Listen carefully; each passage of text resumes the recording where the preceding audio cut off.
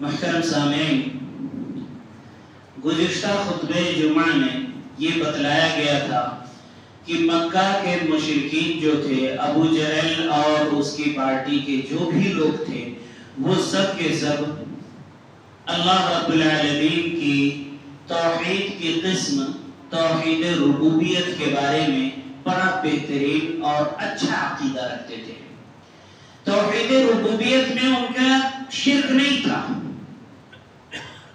وہ اللہ تعالیٰ کو ہی خالق، مالک، رازق، مدبر الامور اور مشکلات کو دور کرنے والا، روزی دینے والا، بارش دینے والا، غلے پیدا کرنے والا، خود ان کے جانوں کا مالک، ساری دنیا کا خالق و مالک، یہ صرف اللہ تعالیٰ کو ہی مانتے تھے، جس پر گفتگو گزشتہ خطبہ جمعہ میں ہو چکا ہے۔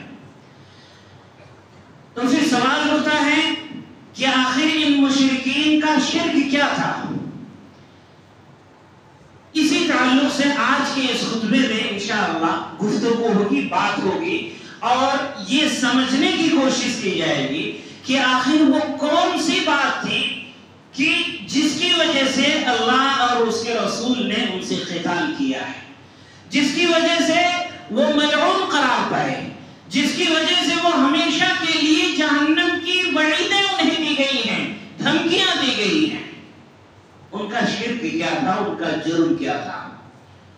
اور پھر انشاءاللہ آئندہ یا کسی اور جمعہ میں یہ موازنہ بھی کیا جائے گا کہ اس وقت کے جو شرک تھے، مشرکین تھے، یا اس کے پہلے والے اور قوموں کے جو شرک تھے، اس شرک میں اور موجودہ زمانے میں جسے ہم کہتے ہیں کہ یہ شرک ہے، مسلمانوں کے درمیان جو پائے جانے والے بہت سارے معاملات جسے ہم کہتے ہیں یہ شرک ہے، دونوں میں موازنہ کیا جائے گا۔ کیا حقیقت میں یہ وہی شرک ہے جو پہلے کے مشرکین کے اندر تھا، جو مکہ کے مشرکین کے اندر تھا، یا اس سے ہلکا ہے یا اس سے بھی زیادہ خطرناک ہے؟ وہ موازنہ بھی کیا جائے گا۔ پوری طرح سے یہ سمجھنے کی کوشش ہوگی انشاءاللہ کہ سچ مچ یہ موجودہ زمانے میں جسے ہم شرک بار بار رٹ لگاتے ہیں شرک کی، وہ حقیقت میں شرک ہے۔ محترم سامعین، آئیے ہم جانتے ہیں کہ آخر ان کا شرک کیا تھا۔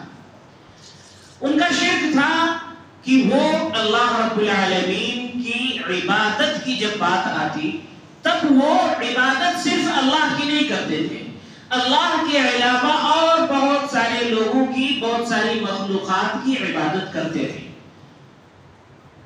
ربوبیت میں وہ صرف اللہ تعالیٰ کو تنہا مانتے تھے، لیکن جب عبادت کی بات آتی تب وہ اللہ رب العالمین کے چھوڑ اللہ تعالیٰ کے سوا اوروں کی بھی عبادت کرتے، اوروں کو اپنا سفارشی مقرر کرتے، غیر اللہ کو اللہ تک پہنچنے کا واسطہ اور وسیلہ بناتے تھے، اپناتے تھے، اور ان کے سامنے نظر و نیاز پیش کرتے تھے۔ قرآن مجید میں اللہ تعالیٰ نے اسی طرح کی ایک بات بتلاتے ہوئے ارشاد فرمایا سورہ زخرف میں آیت 19-20 میں وَجَعَلُوا الْمَلَائِكَةَ الَّذِينَ هُمْ عِبَادُ الرَّحْمَنِ إِنَاثًا، ان لوگوں نے اللہ تعالیٰ کے مقرب فرشتوں کو جو اللہ تعالیٰ کے بندے ہیں انہیں اللہ کی بیٹیاں قرار دے دیا ہے۔ کن کی بات ہو رہی ہے؟ مکہ کے مشرکوں کی۔ یعنی ان میں ایسے لوگ تھے جن کا یہ ماننا تھا کہ یہ فرشتے جو ہیں یہ اللہ کی بیٹیاں ہیں، وَالْعِيَاذُ بِاللَّهِ أَشَهِدُوا خَلْقَهُمْ سَتُكْتَبُ شَهَادَتُهُمْ، کیا یہ لوگ ان فرشتوں کی پیدائش کے وقت حاضر تھے جو یہ اس بات کی گواہی دے رہے ہیں؟ انہوں نے کیا دیکھا تھا پیدائش کے وقت میں کہ جس کی وجہ سے یہ پختہ طور پر یہ یقین رکھتے ہیں اور گواہی دیتے ہیں کہ یہ فرشتے اللہ کی بیٹیاں ہیں؟ یقیناً ان کی گواہی لکھ لی گئی ہے اور اس کے بارے میں ان سے سوال کیا جائے گا۔ اور اس پر بھی مزید کیا کہتے؟ لو شاء الرحمن ما عبدناہم، اگر اللہ رب العالمین چاہتا تو ہم ان کی عبادت نہیں کرتے۔ کن کی؟ بتوں کی۔ یہاں کس کی بات ہو رہی ہے؟ یہاں فرشتوں کی بات ہو رہی ہے۔ یعنی اگر اللہ تعالیٰ چاہتا تو ہم بات یہ بالکل صحیح ہے اپنی جگہ پر کہ اللہ رب العالمین اگر چاہتا تو میرے اوپر یہ پریشانی نہ آتی، اگر اللہ تعالیٰ چاہتا تو میں بیمار نہ ہوتا، اگر اللہ تعالیٰ چاہتا تو میں فلاں کی عبادت نہ کرتا، فلاں کو شرک نہ قرار دیتا۔ اس لیے کہ اللہ رب العالمین کی مشیت ایسی ہے کہ وہ اگر چاہ لے تو میں اور آپ اور دنیا میں موجود ہر انسان اسے مجبور کر دے خیر اور بھلائی کے کام پر۔ یہ بات اپنی جگہ پر یہ بالکل صحیح ہے، لیکن اللہ کی مشیت اور اس کی رضا میں فرق ہے۔ اللہ رب العالمین اگر چاہے تو مجبور کر دے اور کوئی شرک نہ کرے، لیکن اللہ رب العالمین کی مشیت یہ ہے کہ وہ ہمیں اور آپ کو انسانوں کو آزمائے کہ کون شرک کرتا ہے کون نہیں کرتا ہے۔ اس کی مشیت ایسی ہے، اس کی مشیت ایسی نہیں ہے کہ وہ ہمیں اور آپ کو مجبور کر دے۔ تو کفار مکہ کا یہ کہنا کہ اللہ تعالیٰ اگر چاہتا تو ہم ان فرشتوں کی عبادت نہ کرتے، ان کی یہ بات بالکل غلط تھی۔ اس لیے کہ اللہ کی رضا اور اس کی مشیت میں فرق ہے۔ اللہ رب العالمین کی مشیت جو ہے کوئی ضروری نہیں کہ اللہ تعالیٰ ہر اپنی مشیت پر راضی ہے۔ اللہ تعالیٰ کی مشیت ہوتی ہے، یعنی اس کی چاہ ہوتی ہے کہ بندہ گناہ کے کام کی طرف بڑھنا چاہتا ہے تو اللہ رب العالمین کی چاہ ہوتی ہے اس کو چھوڑ دو، جانے دو اس کو اس جرم کی طرف۔ مجبور اس کو نہیں کرتا کہ اسے نہ کرے، ہاتھ نہیں پکڑتا وہ اللہ۔ لیکن جب اس کی رضا کی بات آتی ہے تو وہ اللہ رب العالمین توحید پر ہی صرف راضی ہوتا ہے، کفر و شرک پر راضی نہیں ہوتا ہے۔ دنیا میں لوگ چوری کرتے، بے ایمانی کرتے، جھوٹ بولتے، ڈاکہ ڈالتے، قتل و خونریزی کرتے، بدکاری کرتے، یہ سب کچھ اللہ رب العالمین کی مشیت کے بعد ہی ہوتا ہے۔ اور ایسا بھی نہیں کہ اللہ تعالیٰ مجبور کر دیتا ہے کسی کو گناہ پر۔ بندہ چاہتا ہے کہ وہ یہ گناہ کرے تو اللہ رب العالمین اس کو چھوٹ دے دیتا ہے، ڈھیل دے دیتا ہے۔ لیکن جب رضا کی بات آتی تو اللہ تعالیٰ ان جرائم سے راضی نہیں ہے، وہ ان جرائم سے ناراض ہوتا ہے۔ تو اس آیت میں یہ پتہ چلا کہ یہ مکہ کے کفار اللہ رب العالمین کے علاوہ اور کس کی عبادت کرتے تھے؟ اس کی ایک قسم فرشتوں کی۔ اللہ تعالیٰ نے سورہ بنی اسرائیل آیت 56 اور 57 میں ارشاد فرمایا ہے قُلِ ادْعُوا الَّذِينَ زَعَمْتُم مِّن دُونِ اللَّهِ فَلَا يَمْلِكُونَ كَشْفَ الضُّرِّ عَنكُمْ وَلَا تَحْوِيلًا۔ اللہ کے علاوہ جنہیں بھی تم اپنا حامی اور مددگار سمجھ بیٹھے ہو ان سب کو تم پکار لو، وہ تمہاری پریشانیوں کو نہ تو دور کر سکتے ہیں اور نہ ہی اسے بدل سکتے ہیں۔ اور آگے فرمایا، آگے والی جو بات ہے یہی ہمارے اس خطبے سے تعلق رکھتی ہے۔ آگے اللہ تعالیٰ نے فرمایا اولئک الذین یدعون یبتغون الی ربہم الوسیلہ ایہم اقرب ویرجون رحمتہ ویخافون عذابہ۔ یہ وہ لوگ ہیں، یعنی یہ مشرکین، یہ وہ لوگ ہیں، یہ ایسے مشرکین ہیں کہ جو اللہ تعالیٰ کے ایسے بندوں کو پکارتے ہیں جو خود ہی اللہ کے یہاں اپنا مقام بلند کرنے کے لیے وسیلہ اختیار کرتے ہیں۔ اللہ کے یہاں اپنا مقام بلند کرنے کے لیے اسباب اپناتے ہیں۔ کیا؟ وَيَرْجُونَ رَحْمَتَهُ، وہ اللہ رب العالمین کی رحمت کی امید لگاتے ہیں، وہ خود اللہ کی رحمتوں کے محتاج ہیں۔ وَيَخَافُونَ عَذَابَهُ، اور وہ اللہ رب العالمین کے عذاب سے خوف کھاتے ہیں۔ اس آیت سے معلوم چلا کہ پہلے کے جو مشرکین تھے ان میں کچھ مشرکین ایسے بھی تھے کہ جو اللہ رب العالمین کے علاوہ اللہ کے ایسے نیک بندوں کی عبادت کرتے تھے جو اللہ رب العالمین کے بہت قریب ہوتے تھے، اللہ کے نیک بندے ہوتے تھے، صالحین میں سے ہوتے تھے، وہ اللہ کی رحمتوں کے امید لگائے رہتے تھے، وہ اللہ رب العالمین سے خوف کھاتے تھے، اس کے عذاب کا ڈر انہیں ستاتے رہتا تھا۔ ایسے نیک لوگوں کی وہ عبادت کرتے تھے، اللہ تعالیٰ نے اسے بھی اس آیت میں شرک قرار دیا کہ یہ غیر اللہ کی عبادت ہے، یہ غیر اللہ کو پکارنا ہے۔ اسی طریقے سے قرآن مجید میں اللہ تعالیٰ نے انہی اقسام کو بیان کرتے ہوئے ایک جگہ پر سورہ فرقان میں 17-18 نمبر آیت میں ارشاد فرمایا ہے وَيَوْمَ يَحْشُرُهُمْ وَمَا يَعْبُدُونَ مِن دُونِ اللَّهِ فَيَقُولُ أَأَنْتُمْ أَضْلَلْتُمْ عِبَادِي هَؤُلَاءِ أَمْ هُمْ ضَلُّوا السَّبِيلَ۔ کہ قیامت کے روز اللہ رب العالمین اپنے ان تمام بندوں کو، ان تمام مخلوقات کو جن کی بھی عبادت کی جاتی تھی، انہیں سامنے کھڑا کرے گا۔ یعنی بولنے کی قوت اگر رہی ہے، یعنی انسانوں میں سے ہے، فرشتوں اور جنوں میں سے ہے جنہیں بولنے کی قوت ہے، تو وہ تو بولیں گے ہی، دیگر مخلوقات کو بھی اللہ رب العالمین بولنے کی قوت دے گا اور ان سے بھی پوچھے گا أَأَنْتُمْ أَضْلَلْتُمْ عِبَادِي هَؤُلَاءِ، کیا تم لوگوں نے میرے ان بندوں کو گمراہ کیا ہے؟ کیا تم لوگوں نے کہا تھا میرے ان بندوں کو کہ یہ لوگ میری یعنی اللہ کی عبادت کو چھوڑ کر تمہاری عبادت کریں؟ کیا تم لوگوں نے انہیں شرک کی دعوت دی تھی؟ وہ جواب میں کہیں گے سبحانک، اے رب کریم تیری ذات پاک ہے، تیری ذات پاک ہے، ہمارا تو یہ عقیدہ ہے کہ تیرے سوا ہمارا کوئی ایسا ہے ہی نہیں جو اس طرح کے معاملات ہمارے ساتھ کر سکے جو تیرے اندر ہے۔ اے اللہ، تیری خصوصیات، تیری قدرت، تیرا علم اور تیری عظمت جیسی بات تو کسی کے اور کے اندر ہے ہی نہیں۔ سبحانک ما کان ينبغی لنا ان نتخذ من دونک من اولیاء، ہمارے لیے تو یہ بالکل بھی زیبا نہیں تھا کہ میں خود اب تیرے سوا کسی اور کو اپنا ولی، اپنا کارساز، اپنا مددگار مقرر کرتا، بھلا میں انہیں اس بات کی دعوت کیوں دیتا؟ اور فرمایا آگے وَلَكِن مَتَّعْتَهُمْ وَآبَاءَهُمْ حَتَّى نَسُوا الذِّكْرَ۔ معاملہ یہ ہے کہ اے رب کریم، تو نے انہیں دنیا میں مال و دولت، ناز و نعم میں پلنے کے لیے آرام و راحت کے ساز و سامان مہیا کر دیے ہیں، جس کی وجہ سے یہ بھٹک گئے ہیں، یہ تیری راہ سے گمراہ ہو گئے ہیں، یہ بھٹک گئے ہیں۔ اے رب کریم، ہم نے انہیں شرک کی دعوت نہیں دیا ہے۔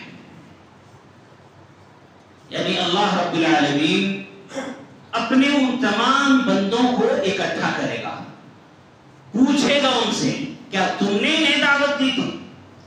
مثلا کوئی اگر عیسیٰ علیہ السلام کی عبادت کرتا ہے، یا تین الہ میں سے ایک الہ مانتا ہے، یا اللہ کا بیٹا قرار دیتا ہے، تو عیسیٰ علیہ السلام کو اللہ رب العالمین قیامت کے روز سامنے کھڑا کرے گا اور ان سے دریافت کرے گا، پوچھے گا۔ اور یہ بات قرآن مجید میں بھی خصوصاً عیسیٰ علیہ السلام ہی کے تعلق سے موجود ہے کہ اللہ تعالیٰ ان سے سوال کرے گا کیا تم نے کہا تھا کہ تم لوگ، میں اپنے پیروکاروں سے کہا تھا کہ تم لوگ تین الہ میں سے مجھے ایک مان لو، تین اللہ میں سے مجھے ایک مانو، کیا تم نے انہیں یہ دعوت دی تھی؟ عیسیٰ علیہ السلام پلہ جھاڑ لیں گے، دامن جھاڑ لیں گے اور صاف بیان کر دیں گے اے پروردگار عالم، ہم نے تو انہیں بس وہی کچھ کہا ہے جو آپ نے ہم کو کہنے کے لیے کہا تھا، اس کے علاوہ اے رب کریم ہم نے کچھ نہیں کہا ہے۔ اسی پر آپ دیگر تمام اولیاء کرام کو سمجھ لیں۔ مثال کے طور پر عبد القادر جیلانی رحمت اللہ علیہ ایک نیک ہستی ہے، ایک نیک شخصیت ہے، اللہ تعالیٰ انہیں جنت میں اعلیٰ مقام عطا فرمائے۔ ان کو بھی اللہ رب العالمین قیامت کے روز اپنے سامنے کھڑا کر کے ان سے پوچھے گا کہ اے پیر عبد القادر جیلانی رحمت اللہ علیہ، کیا آپ نے میرے بندوں سے کہا تھا کہ میری عبادت کرو، مجھ سے دعائیں کرو، مجھے پکارو، یا قبر کے اندر میرے نام کی چٹھی رکھ دیا کرو، میں قبر میں آ کر کے اس سلسلے کو دیکھ کر اور اسے عذاب سے بچا لوں گا، فرشتوں کو بھگا دوں گا۔ سنے ہوں گے نا قصے، سنے ہوں گے، آپ لوگ جانتے ہوں گے کہ قبر کے اندر ان کے سلسلے کا وہ رکھ دیا جائے کڑی لکھ کر کے، تو وہ قبر کے اندر آنے والے فرشتے کو بھی روک دیتے ہیں، بھگا دیتے ہیں، تھپڑ مار دیتے ہیں۔ فرشتے کی اتنی جرأت کہاں کہ وہ ان کے سلسلے میں جڑے ہوئے کسی شخص کو وہ عذاب دے سکے؟ اتنی طاقت ان کے اندر مان لی گئی ہے۔ تو اللہ رب العالمین ان سے پوچھے گا کیا آپ نے کہا تھا میرے بندوں کو کہ ایسا ایسا کر لینا تو میں تمہاری پریشانیوں دور کر دوں گا، میں تمہیں اللہ کے عذاب سے بچا لوں گا؟ کیا خیال ہے؟ عبد القادر جیلانی رحمت اللہ علیہ جواب میں یہی کہہ دیں گے کہ ہاں ہمارے اندر اتنی طاقت ہے کہ میں بچا لوں گا، تیرے بھیجے ہوئے فرشتوں کو میں ہٹا دوں گا، تیرے حکم کو بھی میں ٹال دوں گا، ایسا جواب دے دیں گے۔ پھر تو وہ رب، وہ ہم سب کا جو رب ہے وہ رب نہ ہوا، رب تو کوئی اور ہو گیا ہے۔ حقیقت میں رب تو وہ ہے کہ جس کے حکم کو کوئی ٹال نہیں سکتا ہے۔ پیارے ساتھیوں، مکہ کے لوگ جن لوگوں کی عبادت کرتے تھے انہی میں سے دو مشہور بت، جو دو مشہور بت جن کا تذکرہ قرآن مجید میں ہے، افرأیتم اللات والعزی، لات اور عزا، یہ دو نیک لوگ تھے۔ پہلے مکہ کے اندر پہلے کے جو لوگ گزرے تھے ابتدائی دور میں، ان میں سے یہ لوگ تھے۔ ان میں سے لات شخص کے بارے میں یہ ایک نام ہے، لات یہ عربی لفظ ہے اور یہ ایک نام ہے کسی انسان کا۔ اس کے بارے میں مشہور صحابی مفسر قرآن عبداللہ ابن عباس رضی اللہ عنہ فرماتے ہیں، صحیح بخاری کی روایت میں ہے، کان اللات رجلا یلد سمیق الحاج، یہ اللات نامی جو شخص جس کا تذکرہ قرآن مجید میں ہے، یہ ایک ایسا انسان تھا جو حاجیوں کو ستو گھول گھول کر پلایا کرتا تھا، اور اس کے ستو اتنے عمدہ قسم کے معیاری ستو ہوتے تھے کہ جو کئی بار کھا لیا وہ تندرست ہو جاتا تھا۔ جب وہ مر گیا تو لوگ اس کے نام کی بت بنا لیے اور اس کی عبادت کرنی شروع کر دیے۔ عبداللہ ابن عباس رضی اللہ عنہ قرآن مجید سورہ نوح میں جو تذکرہ 5 نیک لوگوں کا ملتا ہے، اس آیت کے تعلق سے فرماتے ہیں کہ قوم نوح کے درمیان میں، قوم نوح میں جو شرک پایا گیا وہ 5 بت مکہ والوں میں پوجے گئے۔ بعد میں مکہ والوں نے ان 5 لوگوں کے نام کے مجسموں کی عبادت کی ہے، اور اس نے تفصیل بیان کی کہ ود نام کا جو بت ہے، پہلے یہ سمجھ لیں، ود، سواع، یغوث، یعوق، نصر، یہ 5 لوگوں کے نام ہیں جن کا تذکرہ سورہ نوح میں آیا ہے۔ یہ 5 لوگ نیک لوگ تھے، نوح علیہ السلام کی قوم کے اچھے اور نیک لوگ تھے، نوح علیہ السلام پر ایمان لانے والوں میں سے تھے۔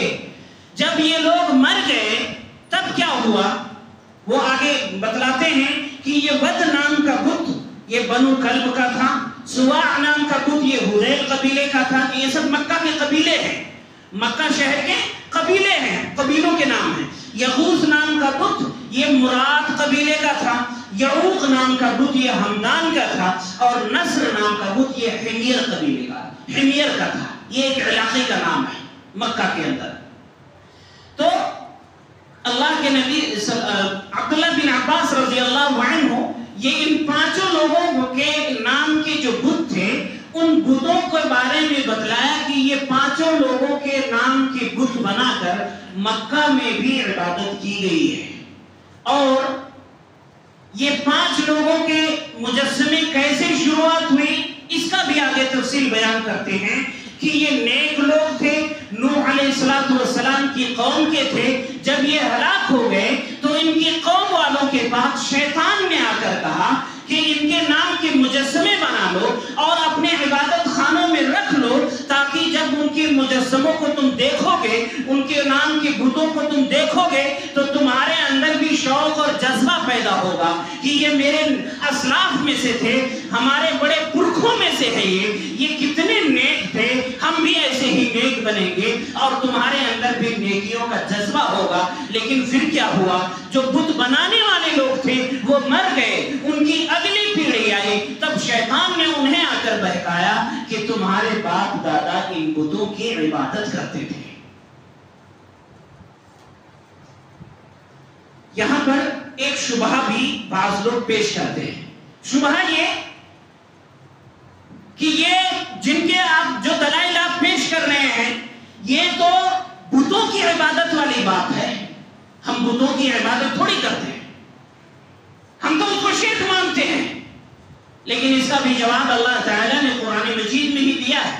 میں نے ابھی چند منٹ پہلے خطبے کے ابتدائی آیات جو پیش کی ہیں ان آیات میں بتلایا ہے کہ مکہ کے اندر اور پہلے کے جو مشرکین تھے ان میں سے ایسے بہت سارے تھے جو اللہ کے ساتھ اللہ کے نیک بندوں کے بھی شریک ٹھہراتے تھے. مثلا اللہ کے فرشتوں کو یا عیسیٰ علیہ السلام کو, یا اسی طریقے سے نوح علیہ السلام کی یہ 5 لوگ جو ہیں ان کو. صرف بتوں کی عبادت کی بات نہیں ہے. شرک تو اصل میں اللہ کے علاوہ جس کی بھی عبادت کی جائے وہ شرک ہے.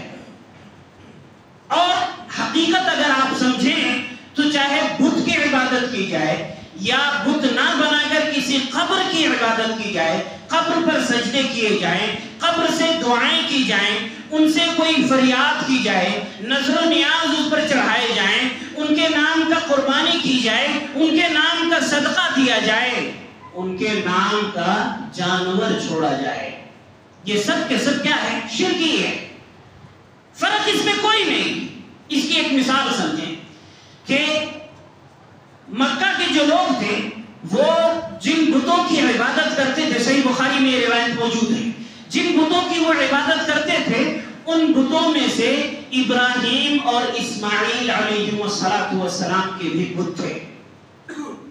صحیح بخاری میں یہ بات موجود ہے. خانہ کعبہ کے اندر جو بت رکھے ہوئے تھے ان میں سے 2 بت ابراہیم اور ان کے بیٹے اسماعیل جو اللہ کے 2 نبی ہیں جنہوں نے اللہ کے اس گھر کی تعمیر کی ہے, ان کے نام کے مجسمے, ان کے نام کے بت رکھے ہوئے تھے, اس کی وہ عبادت کرتے تھے. کیا خیال ہے؟ ہم یہ کہتے ہیں کہ وہ ان کے نام کے بت بنا کر عبادت کرتے تھے, وہ مشرک ہیں. آج بھی اگر کوئی ان کے نام کے بت بنائے, مجسمہ بنائے یا تصویر بنائے اور اس کی عبادت کرے وہ شرک کر رہا ہے. لیکن کیا خیال ہے, ایک شخص اپنے اسی شہر میٹھن میں رہ کر, اپنے گھر میں رہ کر یا کسی بھی اور جگہ پر رہتے ہوئے ابراہیم اور اسماعیل علیہ السلام کی بت نہیں بنایا ہے, ان کے نام کا مجسمہ نہیں بنایا ہے, تصویر نہیں بنایا ہے, وہ اپنے گھر میں اپنے شہر میں رہتے ہوئے ان سے وہ فریاد کرتا ہے, ابراہیم علیہ السلام آپ ہمیں اولاد دے دیجئے, آپ ہماری مشکل کشائی کر دیجئے, آپ ہماری پریشانی کو دور کر دیجئے, میری والدہ بیمار ہے انہیں آپ شفا دے دیجئے. یا وہ اپنے گھر میں یا اپنی مسجد میں وہ سجدے کرتا ہے اس ارادے سے کہ یہ سجدہ ابراہیم علیہ السلام کے لیے ہے. کیا خیال ہے, یہ شرک نہیں ہے؟ اجی یہ بھی شرک ہے. دونوں میں فرق کیا ہے؟ آخر جو بت بنا کر اس کی عبادت کرتا ہے وہ اس پتھر سے تو نہیں مانگ رہا ہے, کس سے مانگ رہا ہے؟ ابراہیم علیہ السلام کی اگر بت بنا کر مکہ والے پوچھتے تھے تو کیا خیال ہے, وہ اس پتھر سے مانگتے تھے, یہ پتھر انہیں روزی دے دے گا. ان کا عقیدہ یہی تھا کہ یہ بت جو سامنے رکھے ہوئے ہیں یہ حقیقت میں ہم مانگ رہے ہیں ان نیک ہستیوں سے جن کے نام کے یہ مجسمے بنے ہوئے ہیں. ایسے ہی ایک شخص اگر قبر پر جا کر کے, ایک پکی قبر پر, ایک مزار پر جا کر کے, ایک مقبرے پر جا کر کے اور ان سے فریاد کرتا ہے, کیا خیال ہے وہ اس پکی قبر جو اوپر سیمنٹ کا یا گارے کا مسالہ لگا ہوا اس پتھر سے وہ مانگ رہا ہے؟ کس سے مانگ رہا ہے؟ وہ اس قبر والے سے مانگ رہا ہے.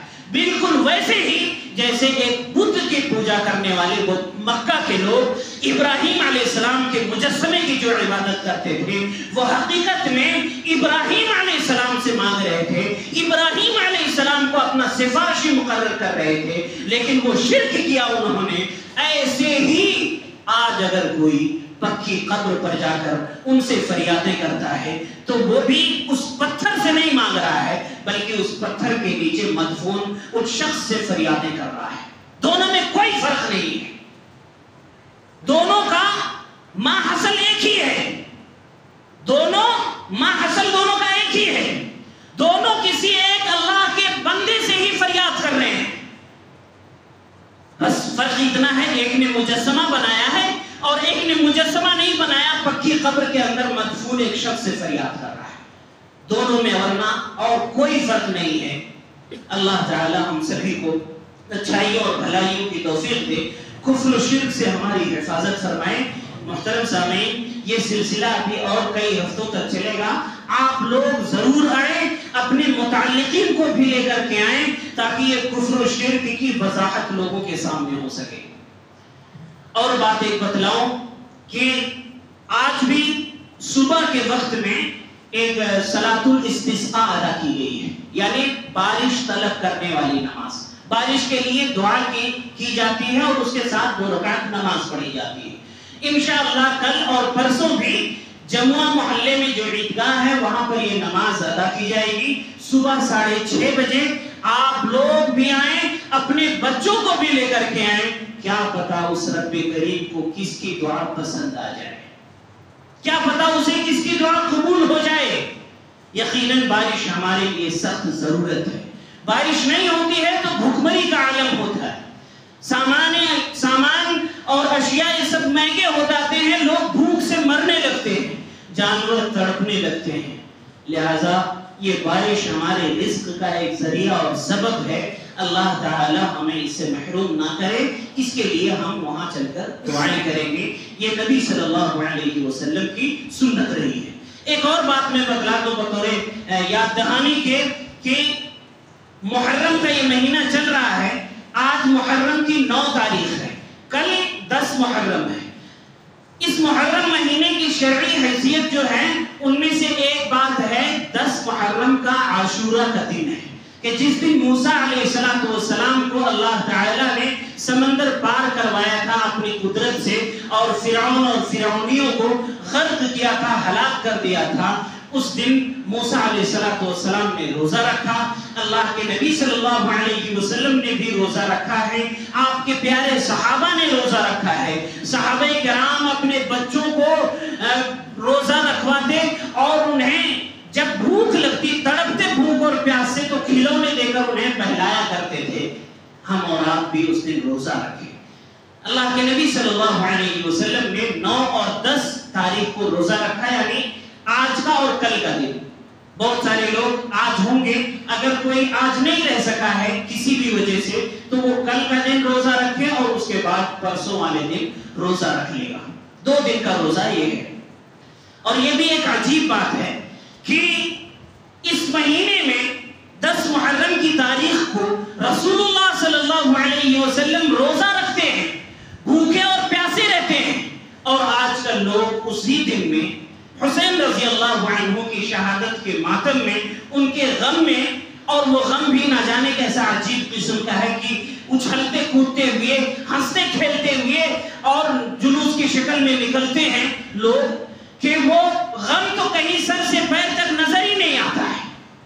خوشیاں لگتی ہیں، نئے نئے لباس ہیں، نئے کپڑے ہیں، چہرے حشاش بشاش ہیں، خوش و خرم ہیں، اور طرح طرح کے پکوان کھاتے ہیں، لوگوں کو کھلاتے ہیں۔ ایک طرف نبی صلی اللہ علیہ وسلم، آپ کے پیارے صحابہ کے چھوٹے چھوٹے معصوم بچے وہ بھوک اور پیاس سے برداشت کر رہے ہیں، روزہ رکھ رہے ہیں، اور آج کے ہم مسلمان ہیں کہ اس دن ہم خوب کھاتے ہیں اور کھلاتے ہیں، خوب پیتے ہیں اور پلاتے ہیں۔ یہ حقیقت میں حسین رضی اللہ عنہ سے محبت نہیں ہے، بلکہ نبی اکرم صلی اللہ علیہ وسلم سے اور آپ کی سنت سے عداوت ہے، دشمنی ہے۔